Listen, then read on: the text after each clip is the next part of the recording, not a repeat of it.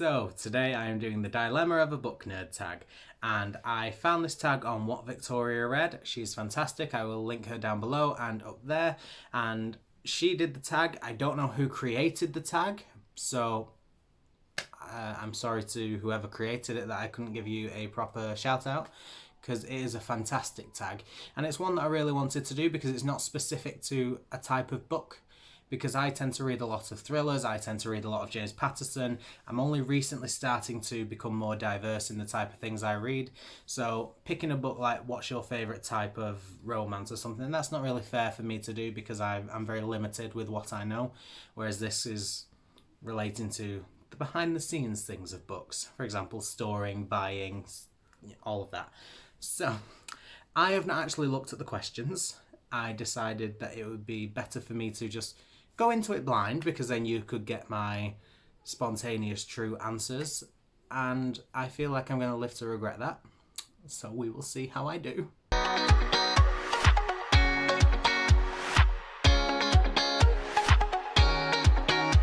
Right, storing my books. Most people are going to hate me. I store my James Patterson books on my shelves because I love these shelves. I also have another one there, and they mean a lot to me. I love the James Patterson books. I'm collecting every one of James Patterson's, so I store all of his on my shelves. Then, all of the non-James Patterson books. I have one big shelf in my wardrobe, which I put a lot of book series on.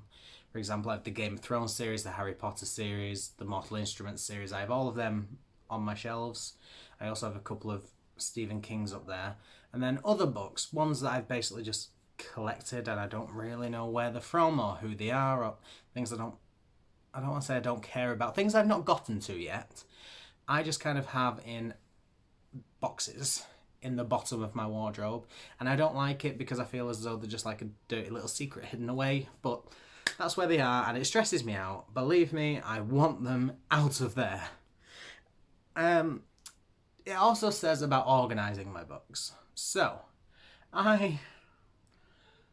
with James Patterson, I have a very specific way of ordering them. I order them, obviously, by author, James Patterson, and then by series. For example, all the top shelf is Alex Cross, and then behind me is the Private series and the NYPD series, and then I have Bookshot series, and then I have my standalones on that shelf, and my Women's Murder Club on that shelf. And so I organise them by series. When I come to standalone books, I then organise them for James Patterson by publication date, because my list of James Patterson books, because I'm collecting all of them, it's in publication date order, and it just makes it easier for me to keep track of which ones I have. So primarily with every book, I organise it by author first, and with my other books that are not James Patterson, I then subcategorise them and put them alphabetically, because it's just a lot easier to have a book alphabetically, isn't it? Logically. Maybe I'm a bit of an OCD freak, but I like it.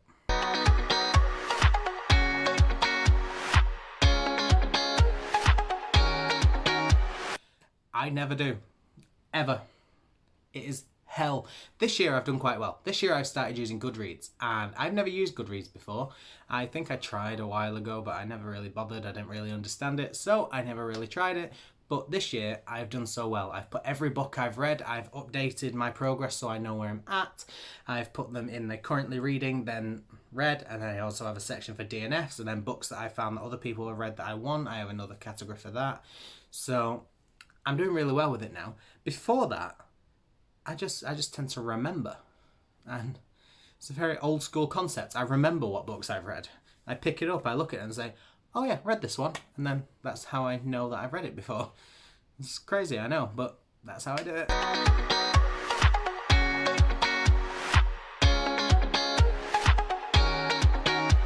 No, why would you lend books out? No, I don't lend books. I don't trust anyone with my books. Actually, I trust very few people. They have to go through like an extensive like DBS check. I have to visit their home, make sure that my book is going to a good home, just for that short period of time, because I don't really trust. I don't want to go into a messy home or a home where the books just get chucked. I don't really trust people with my books. My books are precious. So no, I only ever lend books out to my stepmother and my father, because they are the only two people I will trust with a book, because they love books as much as I do, And that is it. No one else will ever get a book of mine. I will have to do a very thorough and extensive check on them. Make sure that they have not demolished any books previous or anything like that. Seriously, never.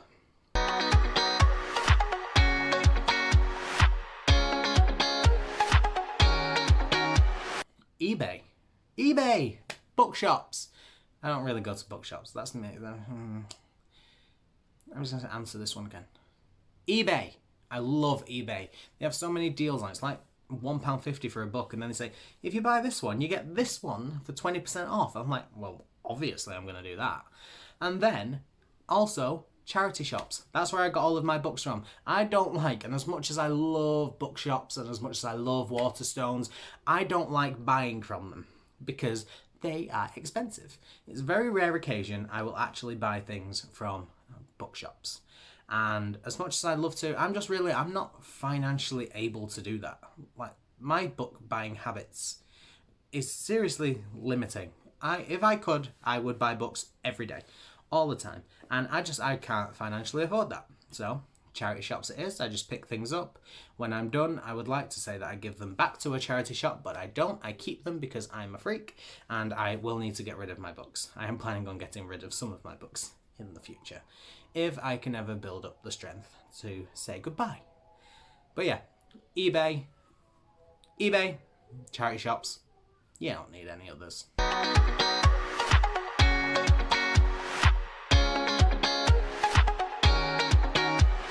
I don't really get the comments that much. I feel as though I actually read quite slowly. Well, a lot of my friends don't actually read, so when I read, they just look at me like, why'd you waste your time reading, rather than how do you read that fast? But a lot of booktubers that I've now started talking to, they read like between 10 and 20 books a month. Like, I can't do that. I am pushing it with 8. And I don't really get that many comments, especially on my booktube channel now. It's more comments like people enjoy the things I'm putting on or requesting things. It's very rare people say that I read really fast, because I don't really think I do. I think a couple of people have said, how do you read that much? You mustn't be taking in any of the information. But they're people that don't read books, so they probably don't understand reading speeds. And it's just, yeah, I don't really get that question very often. When I do, it's by someone who doesn't read books, which I just think is kind of a pointless question.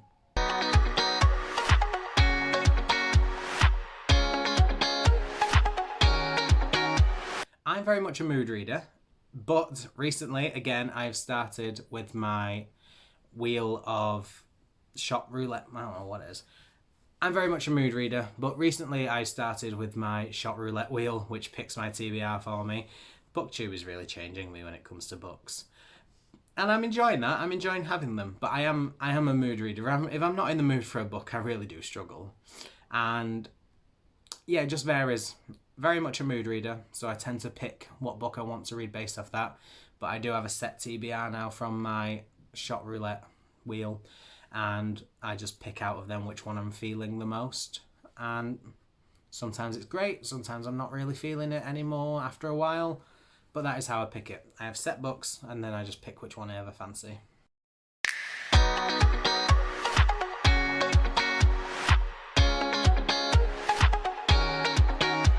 Well, for starters, I don't really go on holiday, but I'm always reading a book, so I always take the book I'm currently reading, and then, I don't know, I just pick them at random. Which ones do I fancy? I always take 3.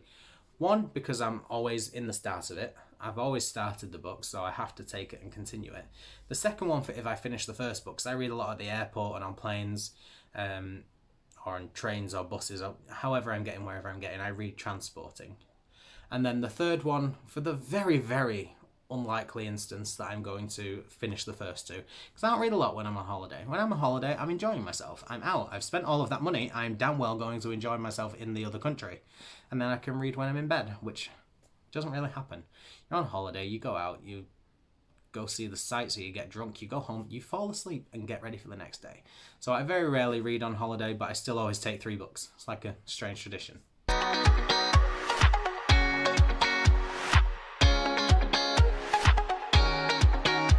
I did it once. I did not like it. I did, but I didn't. I did it for the host when I did a buddy read with Jess the Bookish Nerd, and I enjoyed writing in the book. I enjoyed writing my thoughts and feelings about I enjoyed writing my thoughts and feelings about things, but I didn't like writing in the book. And it made me really sad because I was like, I'm graffitiing this book. What happens if I read it in 10 years' time? There's just loads of my writing in there. I just don't understand it. Some people write in a journal their notes separately, and I think that's a good idea. But then at the same time, I just can't be bothered. It's very rare that I talk to people about what I'm thinking about a book that I have to write down. Usually it's just in my head and I say it.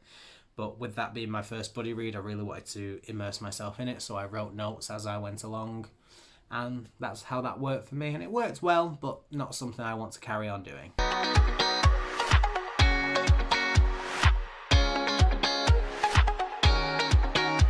I love new books. I'm always excited for new books. I love new releases. But, as I mentioned earlier, I very rarely buy them because they are super expensive.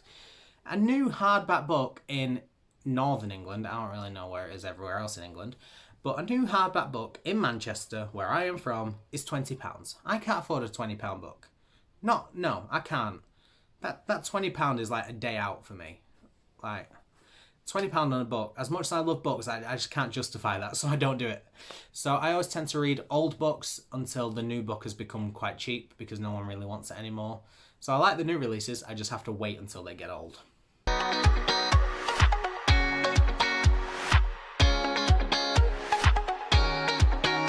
This is the last one, and I think it depends. I'm a bit of both.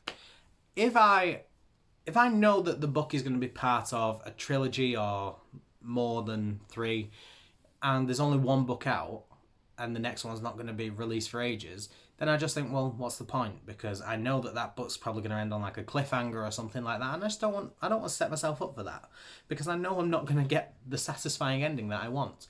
But if it's a well-established series, for example, Alex Cross, there's over 27, I think it's 29 now in the series. If I just recently got these, there's more than enough for me to tackle. With the Harry Potter series, more than enough for me to tackle. So it just depends, really. Realistically, it depends on how many of them are out compared to how many there are going to be.